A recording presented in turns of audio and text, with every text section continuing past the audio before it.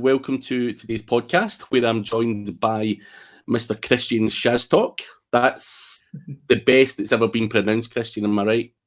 That is the best in UK that anyone has ever pronounced it. So I've got a lot of Polish friends and I always get their names wrong. I end up nicknaming them, like, do you know Milos Krasinski? Yes, yeah. I just call him Milo. I can't be bothered with his Milosh garbage. And Robert, I can't even say his second name, Robert McNichol or something. I just call him Bobby. It's just a hell of a lot easier. It's you that's guys. Close. That's close. Yeah, Bobby's close. So yeah, I've got and Lucas Zelesny. I just call him Zelesny. It's just easier.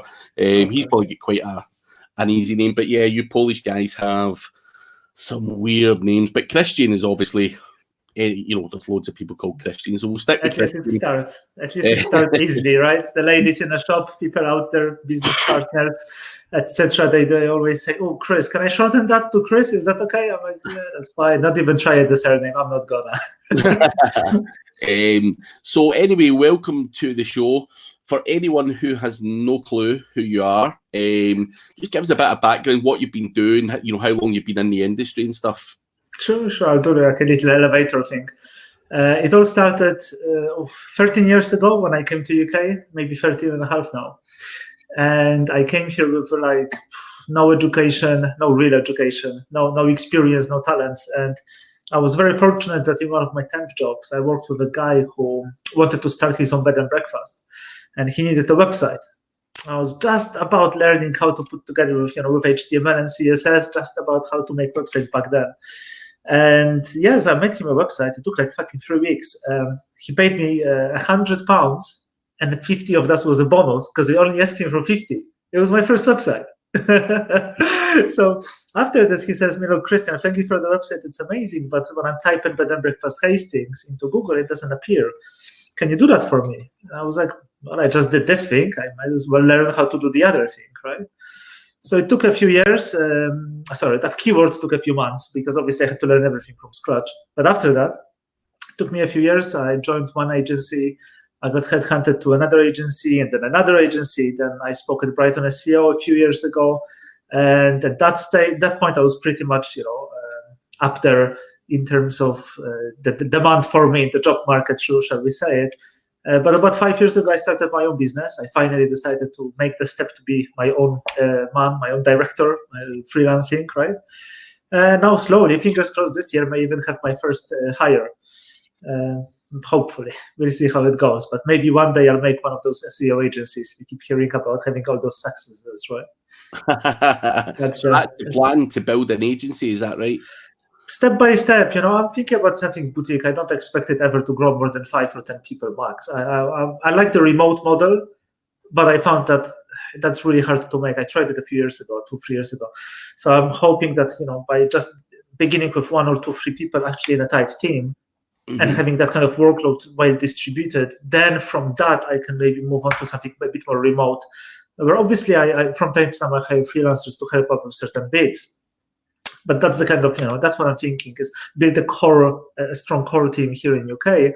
And then, of course, if there are talented people out there, then, you've got to work with them, right? I don't want to be limited just to London and equally paying London salaries and London office rates, which are a bit heavy, heavy. A bit heavy. There's no joke, those London rates. I've got a couple of friends who've got agencies down in London, and this is no joke. Their monthly rent is more than my yearly rent in Scotland. And obviously the salaries are probably double what we would pay someone an average salary as well. So of course, it's a lot. But it's doable, and hopefully your agency is a success. I think using a balance between dedicated UK workers and maybe outsourcing certain elements is the best model going forward. Because I think trying to hire those people, especially in those London rates, is insane. Of course, it just passes to the clients. And look, you need to. I think there is a fine balance there between charging people, a worthy rate, but also providing them value.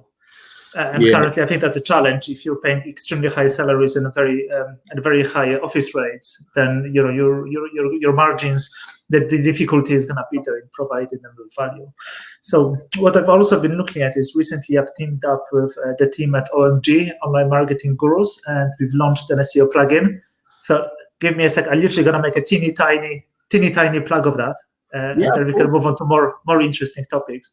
But look, it's a work of passion. I was struggling with.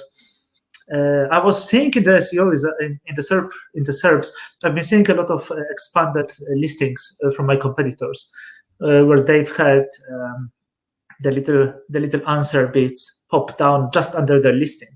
And on some SERPs, I've seen 3 of them on the front page, and that meant that my client was ending up lower and lower because of that, right? Because they're being pushed by this one and this one. So I've made this plugin called WP FAQ Schema for pages and posts. Not very sexy name. I'm no Yoast to have a very catchy surname, right? So I couldn't call it the Szastok plugin. And definitely, nothing too sexy, but it does its job. And I've already had some really good case studies with clients. Having those expanded snippets, having that expanded visibility on the SERPs. And that's it. If you want to check it out, just type in FAQ schema into your WordPress plugin search or just Google this stuff and you should find me there. Just a couple of questions on this, Krystian, sure. Before we go on to other stuff. So I'm a guy at the moment where I'm trying out different schema plugins. No joke, not just for this show. I'm always late to everything, and obviously I seen something, I think it was Neil Patel, if I remember correctly, that released a post maybe a month or so ago, and he was talking about an FAQ schema plugin, and I started to add it to the bottom of my pages, and I've not really seen too much of a difference so far in terms of the stuff that I've got. How long would someone who has posts on their website take? How long would I expect to see results from this? So the whole process in a nutshell. First of all, you've got to add questions and answers in an accordion that are actually within the content of the page, and then they have to be marked up. So I use JSON for that. So this is step number 1. You've got to have the content of the page and have it marked up. It has to be unique. Then the next thing is that the questions should contain the keyword that the page is optimized for. Yeah. So if I've got a page about business consulting in London, some of those questions should have the words business consulting or business consulting London or London business consulting, whatever, right? Variation. Yeah, so that's a step number 1. Now, once you've got it going and it checks out on the structured data testing tool from Google, and you're correct that there is no warnings, there are no errors, etc. Look, I've seen after indexing the page, if I re-index it, I force the indexation for Google, I've had it as soon as the next day. So it should be pretty quick if it's all implemented correctly. The problem I had with mine, and I'm not sure the exact plugin name, and I don't want to obviously dismiss anyone's plugin, it did have errors. So it's got this kind of test schema tab at the top, and when I tested it did come up with certain errors that weren't content. It wasn't errors in terms of the data I had put in. It was saying something was missing, some part of the, I can't remember what it was, but something was missing. So that to me shows me that the plugin isn't pulling all the data or isn't doing its job properly, because it literally was a case of adding it. But I'm going to try yours out. Sure. So yeah, I have a look to see maybe if it took a bit longer or whatever. But I would be fully expecting, with a website like mine, which gets, when I put a post out, it normally gets crawled and indexed very, very quickly. I would expect a website with the kind of power and metrics that it's got to be doing something already. But yeah, I'll need to check that out, because I need to get my finger out and get some more of those answer boxes. So yeah, a good plugin from Krystian that is free. There's no premium version, so no premium, no subscription, nothing like that. It's fully free. And so that people get a background, this was a plugin that you had made for your own site and your client sites. You didn't actually ever intend on releasing it to the public, but somehow you've been talked into it, and it's now there for us all to take advantage of. So check it out, guys. Free, no harm done. Test it out, and over 700 people have it already. So and I'm going to be the 701st. I'll install it after recording this and give it a bash and see if I can get myself some of those. But anyway, onwards, and there's more to life than one single plugin and a little bit of FAQ schema. I'm sure you have other skills, other stuff. One thing I do want to highlight to the audience is most of our dreams for everyone is to maybe land on a beach and work there. And I've been working hard to try and get enough money to go to a beach, but you're doing the exact opposite. Is it this week Krystian alone has moved from Spain, from an apartment that had automated blinds, pool downstairs and stuff, and he's back in London looking to start this new business. So yeah, that's some going. You're doing that part in reverse. Sometimes you got to swim against the stream, you know. Like you don't wanna just follow everyone else's dreams. You've got to make your own. And yeah, I've spent a better part of 2018. I lived in Bali, in Saigon, in Vietnam. I lived in the newest part of the city that was built at the 45th floor of a skyscraper there, with the view on a 100-floor skyscraper just next to it, which is the highest building in Vietnam. And it was amazing as well. You have the cleaners coming 3 times a week. Everything's connected there for you. Literally everything's there. It's like fully serviced apartments. You have your own gym in the building, swimming pool, a cinema next door, shopping center, restaurants, food halls, everything. Then I lived in Russia, in St. Petersburg, which is also beautiful. Then in Spain for the year, just half a year in Barcelona, half a year just south of Barcelona in a holiday town, like a resort town, you could call it. And yeah, look, it was a great life. Plenty of sun, plenty of amazing food, amazing drinks, amazing everything. It was, but in a way, it felt like a little bit like a retirement. You know, it's good enough to carry your business onwards from there. So I was always working, obviously, but to grow the business, my mentor told me that, and I always ignored him until I tried it, and now I know he's right. You need to have a stable base. You need to have a stable base where your customers are, where your clients are, where your contacts are, where your network is. You need to hang around the people that actually make you successful, that motivate you. And as happy as you can be on your own and traveling the world and living in Bali in Ubud next to a sacred monkey forest and riding on a scooter around into the sunset of the temples in Bali, at the end of the day, or surfing in Seminyak somewhere, right? It's in Canggu. Look, at the end of the day, like some people manage that. I know that you know some people that manage to build amazing businesses from there. Yeah. For me, it just wasn't my climate. Maybe it's just me being Polish. Maybe I'm just addicted to the cold and the wind and the rain of London. Maybe I'm also from the capital in Poland, from Warsaw. So maybe I just feel better in a city than in some of the most beautiful places on the planet. Listen, it's really interesting to hear that someone's went away, especially the fact that you've tried it, which I think is really good, but to also come back and say, do you know what, it didn't actually work for me, because I think a lot of people chase this dream of living abroad and do it to try and appease other people, like to look as if they've got this crazy laptop lifestyle and maybe they aren't enjoying it that much because they're away from their family and their friends or their comfort zone or their network of people or whatever. So I think obviously whoever your mentor is obviously a very wise man, telling you, you probably do. And it's the same with like myself and a lot of the kind of UK guys that we all kind of hang around together. Now, we're not in each other's pockets every other day because lots of my SEO friends are sprawled about, from Brighton right up to Glasgow.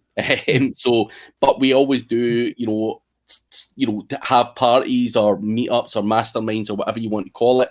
And even, just being able to jump down to someone's office for a few days and sit and do a bit of work and pick up ideas or whatever is certainly a wise thing to do. But as I say, it's interesting you say it was like a retirement camp. And I think sometimes you see that with a lot of the guys out there. I mean, some of them, like Matt Diggity, for example, is a super motivated guy and he's able to... Super successful. Successful, motivated, but not everyone is like that. And even me, I have to... When I started out as a freelancer, I actually had to get an office because I could not sit in the house and work because I would just go to sleep. Or I'm finding it at the moment. Yeah, same idea. I think the important thing is identifying what suits you yourself and what motivates you and gets you going. But while you were out in Saigon and St. Petersburg and all that kind of stuff, what was your business model? What were you doing? How were you making money? Just SEO consulting, as I always do, just helping my clients with SEO, jumping on calls with them, sending them technical specifications, helping them achieve those better rankings, more visitors and more sales, just remotely, right? So I learned to do it all over Zoom, video conferencing, a lot of screen sharing, and just putting in the hours, It was challenging, especially in Bali and Saigon, because of the time difference, right? It was easy in Spain, but obviously in UK, if some client wanted to have a call at 12 or at 1 p.m., it was for me, I think it was 9 or 10. It was very late in the evening for me then. So obviously the days were a bit different. I would wake up in the morning and then I would start working around 12 and just work from 12 onwards. So I would have my relaxing time in the morning and then work, as opposed to what we do in UK when we get up the first thing in the morning, get all the work done, and then 5, 6 or 7 p.m., whatever time you finish, you have the evening to yourself. I had this model reversed because of the time zone. Didn't love it either. It was nice, it was different, but I'm a morning person. I wake up at 5:30. And I get to work. I've got my morning routine sorted out. I know what I'm doing in the morning. I'm meditating, I'm planning, and then I'm catching up on everything, and I've got my day sorted every day. And this way I can be productive and moderately successful. But otherwise, in there, I just couldn't flip it. I just couldn't do it to relax in the morning and then somehow switch myself on after 12. Very challenging. Yeah, no, I can imagine. I think most people are the same. You wake up with energy, you've got your to-do list, boom, boom, boom, and potentially burn out as the day goes on. I know certainly when it gets to 2 or 3 o'clock during the day, I've probably had my most productive hours previously, and I just start to do emails and stuff. But it's morning is certainly the thing that focuses me, and I think I would probably struggle, if I'm being honest, trying to be lazy all day, sipping cocktails, and then try and switch on at night. Very difficult. Fair play to people who can. So consulting, what sort of things, do people just, is it overall SEO consulting? Is it technical stuff you do? What is your kind of main bread and butter when it comes to consulting? So over the years, I've decided that I will step away from. I'll try to step away as much as possible from the whole technical versus content, and as much as everything I do is you could call it mostly technical. However, a lot of it is to do just working with the intent of every search query and what do people actually want to find. So it very much blends the content versus UX versus technical. And what I'm trying to do basically is what I'm noticing, the latest updates, you could say in the last year really, definitely the January core update, the September core, the previous core updates before that in 2019. I think that Google is going more and more against the queries that are hitting your page, and then how well can you fulfill the promise against that query. And in the past, it was very simple to just mention the keywords from that query in your page, and you could get by. But nowadays, I'm really thinking, and I'm really seeing that a lot of the queries, for example, I had a client that had templates on his page, and he was talking about the templates for some kind of documents. And he was getting tons of visits from the keywords containing letter examples, and letter samples. However, nowhere on the page, if I was scanning through this page, there was not an actual letter example there for me to see. They had templates that you had to fill out yourself and make them work, but not a single actual letter example to me to see what is the example, how does it actually look at when it's finished, right? And there is a clear difference for me. If I was looking for a letter example, I want to see an example, I want to see a done thing. So they weren't meeting that intent at all, and as a result of that, they were losing out in the rankings big time on these specific pages. And once we remade those pages, once we fixed them up and actually showed an example of that, and obviously we mentioned the keyword as well because we had to title the section with something logical. So when people scan through the content, they see that. And then it started to work. Then the next core update, they got the rankings back. And they're back to number 1. So I'm seeing this thing happen a lot, that people just are used to just wanting to grab every keyword they can with their page, and don't care really what the individual finds, as long as they find the page. I hear a lot of people always moaning about the most recent updates, and it probably is the intent thing. You hear the word thrown about a lot, user intent, there's no intent on the page and this, that, and the next thing. And obviously the example you've given there, letter examples is the perfect way to get your head around that. And it makes common sense for Google not to kind of rank that page if it doesn't have an example of a letter.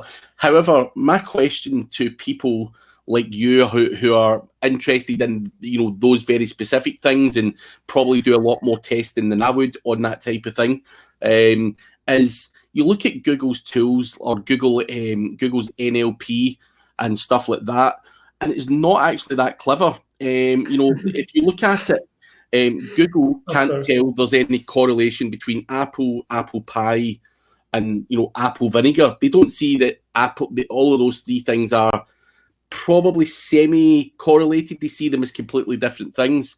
So how good are Google at actually figuring out whether your page has is perfect for that user intent? How are you determining that? Is it just your own common sense? Is there a tool out there that you can check things out on, or what does your process look like for that? So without giving every single step and giving it all away, in a nutshell, of course there are a few tools. A few tools I'm actually testing at the moment because I am interested. I do a lot of testing and I do a lot of comparison of the results of different tools that they give you. The few I like at the moment is Surfer SEO and Page Optimizer Pro. They're the two ones that looked quite interesting to me. I'm playing around with them. I needed to get the premium subscription, so I have to rerun the reports I was doing. What I'm trying to do, previously to that, I was just using Google Search Console and the queries per page report and date comparisons, and obviously with UK being selected. I was doing a little bit of device as well, so trying to see is there any difference between what I see on mobile there. But that was a strong thing. Another thing, it is a little bit of a gut feeling when you look at your competitor's page that is number 1 currently, and I know these guys are always number 1. I can see it in SEMrush, or I know it from memory because I know my competitors inside out, right, on those queries. So when I look at their page and I see their content, they very, very often look how well does Google understand the entities on their pages versus on my page. I can say sometimes that they mention words that we're clearly not mentioning. They're mentioning facts they're not mentioning. They're mentioning statistics that we don't mention. And as it very often comes to location pages, and everyone's still trying to build those, they often mention their location pages mention nearby events or nearby locations or nearby not monuments, buildings, special interest places, we could call them, right? So these are entities that Google understands, right? They know if you're in the center of London, there's St. Paul's Cathedral.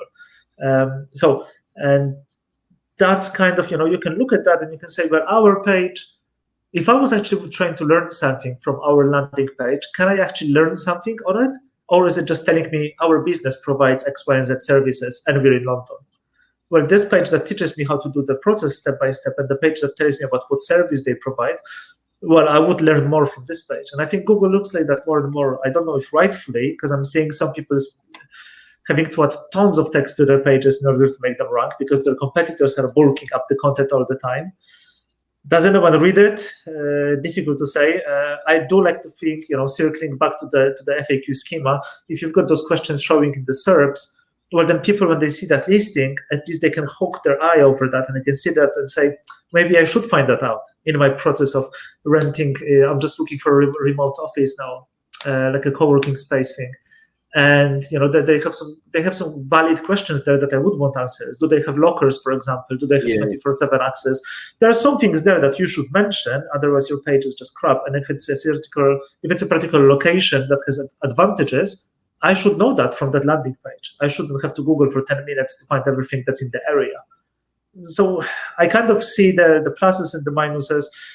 How well is Google recognizing those entities? Tough to say, because I'm seeing some cases when they're pretty good at it, and I'm seeing those cases when they're piss poor at it, and people that are putting out really crap copy out there, clearly sourced somewhere for $1 per 100 words are winning, and that just shouldn't be this way in this day and age, right? Exactly. I think for me, you hear people talking about it, and it all makes common sense. My fear is, do you actually spend all that time doing it, and Google just don't understand it that well? And that's the way I always look at it. But I think it makes total sense as well, because since November, I've noticed a lot of Amazon websites being hit by some kind of update, and they've all started to dip. And I think obviously it would make a lot of sense what you're saying. We all chuck up Amazon pages willy-nilly, and is the intent that good or is it not? We're all just looking for the cheapest, crappiest content. And I think, the guys that have kind of recovered from the Amazon stuff, and I was talking to someone today who said he just started looking at his top 10, 15 pages on his website, started to bulk out the content, tweak stuff, and from there he started to see it rising again. So I think, gone are the days where you can just whip up any old content now. The job, as far as I'm concerned, is just getting harder and harder. It's like years ago when you first started, chucking up a one-page website on an exact match domain was enough to dominate. And it's right up there.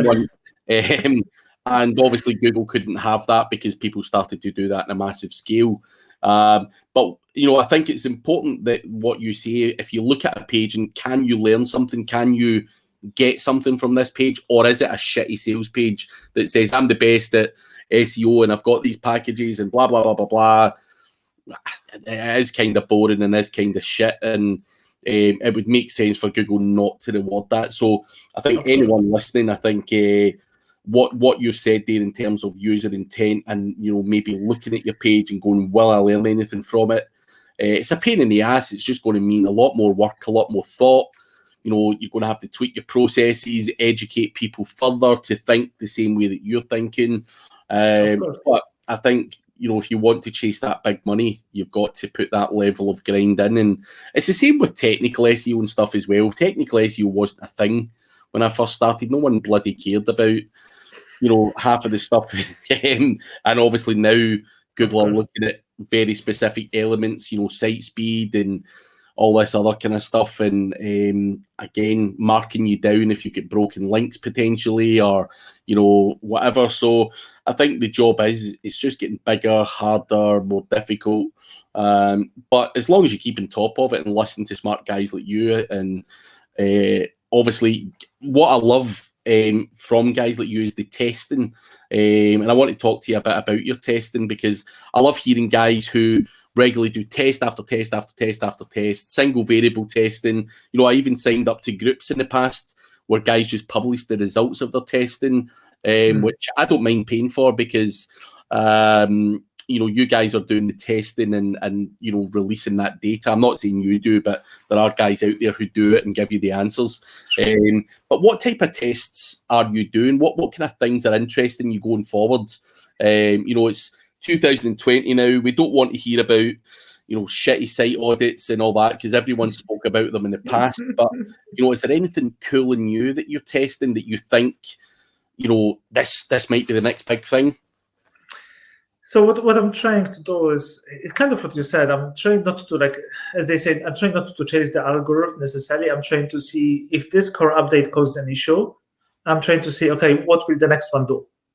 And try to go in that direction, because I can't fix the one that just happened. So what I'm trying to do is look at the history of those core updates. Who got hit in the previous one? Did this particular client get hit in this one as well? Or did they not? Is this the first time that they're getting affected? And then their competitors. Who came up on top this time? And who seems to be doing we could say, the logical thing, and the thing that's kind of in line with Google's vision. So particularly they keep on saying make better websites, maintain the quality of the website over a long period of time, etc., and being improvements, right? So I've tested the mobile speed quite a lot, and I couldn't see much of a difference unless you're going for AMP. And then I had some successes with that. But then serving those AMP pages is not that amazing, I found, compared to normal mobile optimized pages in terms of conversions. And clients like to have their super advanced tracking as well. They don't like to get rid of any of that. So what I'm looking at the moment, again, without giving any super secrets, very often it's basic things like reviewing the entities on a page, but also looking a lot at page layouts and how that information is presented. So you've got this whole argument on e-commerce website, especially with the text at the bottom of the page versus the text at the bottom of the page. Or is WooCommerce better than Shopify or whatever else, right? People are using. What I've seen today, what was a very interesting case, it was an e-commerce website, but it was built on a bespoke, a very HTML light frame. So they basically didn't use anything like WooCommerce or Shopify, no code bloat. They didn't use WordPress or whatever else, right? And the code of that page was less than 5% of my client's code. So their whole page with their products, the same as my client's products, well, not the same, but similar number of them, was literally less than 10% or less than 5% of the overall code that we had. Because we're using WooCommerce, we're using a lot of plugins, we're using WordPress, obviously, that's bolted on. And through the years of building it out and adding new functionality, it's just huge now. It's a huge resource hog, right? It's gigantic. And that website swims the competitor's website, right? It just swims for all the rankings across all those guys, smaller backlink profile, nothing stands out in there in terms of authority. They're not getting coverage from Guardian yesterday and from Mail today, nothing like that. But the skinniest, the slimmest website, the crazy, super fast website, I don't think it's the speed particularly. I think it may be just the lightness of the code and how much